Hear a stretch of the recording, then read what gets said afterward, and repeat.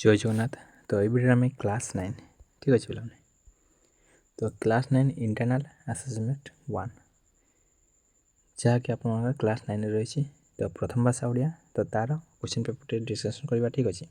तो जो मैंने वीडियो को प्रथम थर पर देखुं तो चैनल को सब्सक्राइब कर रखु जहाँफल पे जहाँ वीडियो अपलोड हम आपने सर्वप्रथम पाइपर ठीक अच्छे। तो देखिए पे ये हूँ आप 26-27 तो कॉपीराइट 8टा तो जो मैंने क्लास तो प्रैक्टिस कर जातु पे आपंकर फुल स्कोर रही ठीक अच्छे।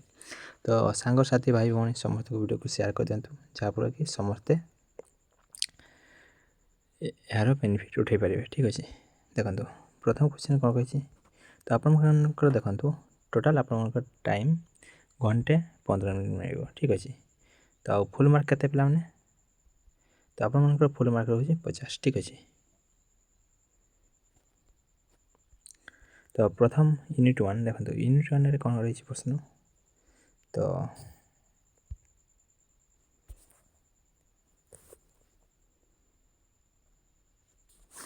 आप यूनिट 1 रही पे गोटे लेखाएं शब्द उत्तर दियो। तो कौन कही गोटे लेखाएं शब्द उत्तर दियो। तो 1 नंबर कौन कही उत्कल जननी शरीर को किए धोई देसी सागर नीर लहरी मार उत्कल जननी अंग क्यों शोभित गड़े कही जीवन बिना जशर कौन हुए गड़े कही कृष्ण क्रांत हो क्यों शई जाऊे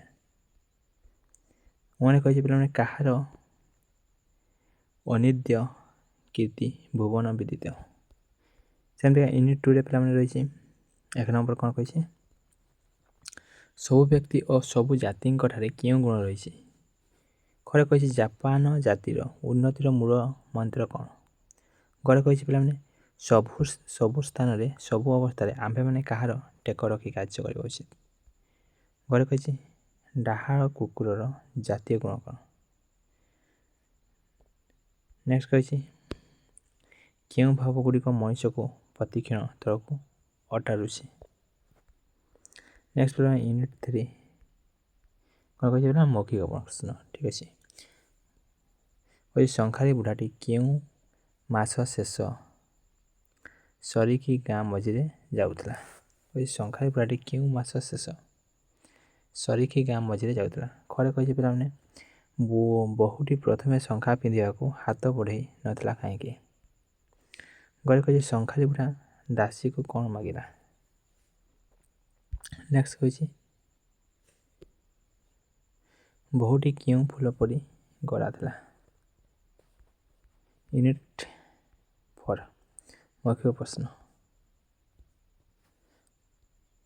मसृण यही शब्दर विपरीत अर्थबोधक शब्द कौन मसृण नेक्स्ट कही आतिशଯ୍या बुझाइबा धातु क्यों प्रत्यय करा जाए नेक्स्ट कही इंद्र इंद्र यही शब्दर स्त्रीलिंग रूप कौन असन कौन कही असन असन समचारित शब्द अर्थ लेख असन आउटे पे अदंत यार माने कौन कही नेक्स्ट 1 नंबर कही कईची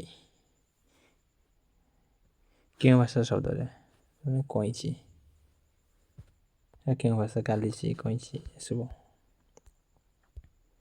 मुख्य प्रश्न कौन कही नील पर्वत गुड़िक क्यों आकृति उत्कल जननी देह को सजाई नील पर्वत गुड़िक क्यों आकृति उत्कल जननी देह को सजाई कौन कही उत्कल जननी चक्षु क्यों आलोक उज्जवल मुह कही कृष्ण रागिगले कौन करुले घ कही पे बाल्य काल श्रीकृष्ण पिता को कौन मागुला बाल्य काल श्रीकृष्ण पिता को कौन मागुले मैंने कही क्या मुख अनाई बंची कवितार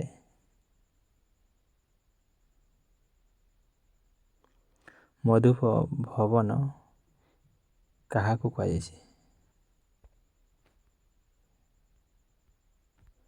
नेक्स्ट यूनिट 2 मौखिक परीक्षा कही उत्कल सम्मिलनी किए गठन करते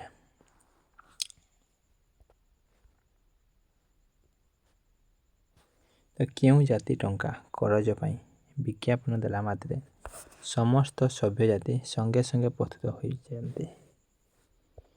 ନେକ୍ସଟ କହିଛି ପିଲାମାନେ ଆପଣମାନଙ୍କର ଜାତୀୟ ଜୀବନ ପ୍ରବନ୍ଧରେ କିଏ କ୍ଷଣସ୍ଥାୟୀ ବୋଲି ପ୍ରାବନ୍ଧିକ କହିଛନ୍ତି। ନେକ୍ସଟ ଘ ନମ୍ବର କହିଛି ଅନ୍ୟ ଜାତିର ଦୋଷଗୁଡ଼ିକ କେଉଁ ଆଖିରେ ଦେଖିବାକୁ ଜାତୀୟ ଜୀବନ ପ୍ରବନ୍ଧରେ ଲେଖକ ପରାମର୍ଶ ଦେଇଛନ୍ତି। 1 ନମ୍ବର କହିଛି ପିଲାମାନେ ସ୍ୱତନ୍ତ୍ର ଉତ୍କଳ ପ୍ରଦେଶ କେବେ ଗଠିତ ହେଇଥିଲା। ୟୁନିଟ୍ 3ରେ କ'ଣ କହିଛି ବହୁଟିର ମନପସନ୍ଦ ସଂଖ୍ୟା କେବେ ଆଣିଦେବ ବୋଲି ଶଙ୍ଖାରୀ ବୁଢ଼ା ସ୍ଥିର କଲା। ଖରେ କହିଛି ବୁଢ଼ା ଶଙ୍ଖାରୀ ଗଳ୍ପର ଗାଳ୍ପିକ କିଏ। ନେକ୍ସଟ କହିଛି ପିଲାମାନେ ବହୁଟି ପାଇଁ ଶଙ୍ଖାରୀ ବୁଢ଼ା ଅତି ଯତ୍ନରେ ସଂଖ୍ୟା ଗୁଡ଼ିକ କେଉଁଥିରେ ଆଣିଥିଲା।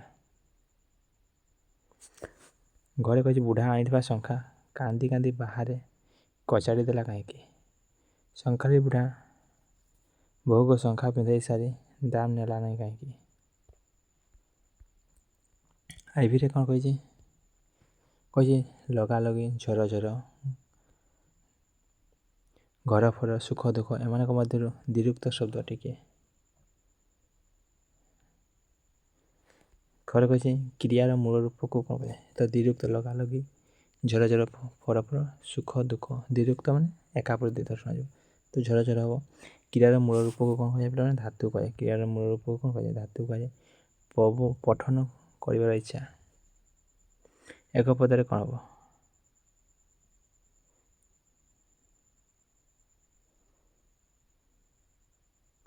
ଶବ୍ଦ କାହାକୁ କହନ୍ତି ଯାହାର କିଛି ଅର୍ଥ ଥାଏ।